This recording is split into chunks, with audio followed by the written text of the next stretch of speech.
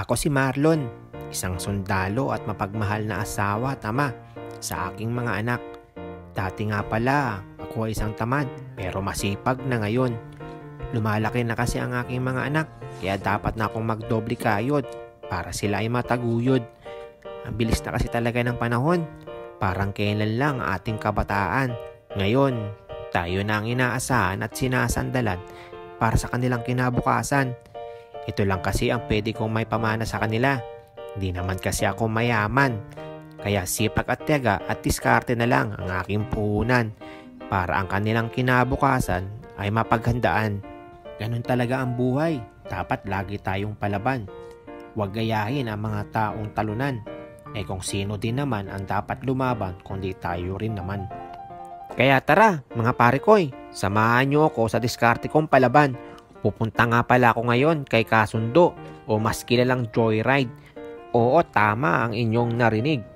Mag-a-apply ako bilang isang Joyride. Nagiging kasundo na rin ako. Hindi naman siguro masama kung isa akong sundalo at magiging isang Joyride rider.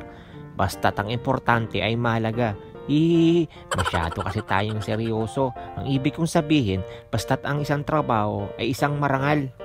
At pagdating ko nga, ay ito ang aking nadatnan. Ongoing ang kanilang drive test para sa nais at gustong maging kasundo o Joyride rider. Observe nga lang ako dito para pag ako naman ang sumalang, alam ko nang gagawin ko. Walang kasama. Observe lang. Okay na. At kumuha na rin ako ng form para pilapan. At ang una nga pala nilang requirements dito ay ang iyong driver license.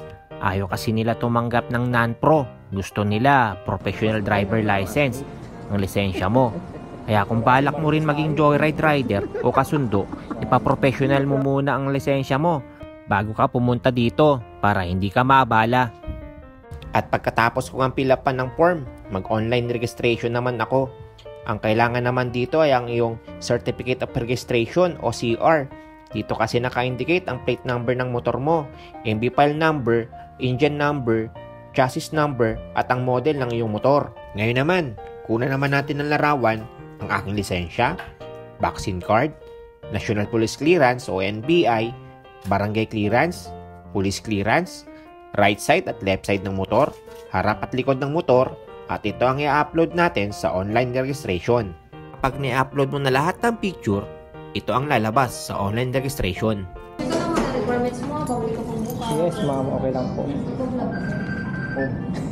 Ito yung original, ma'am. Ayan, okay na.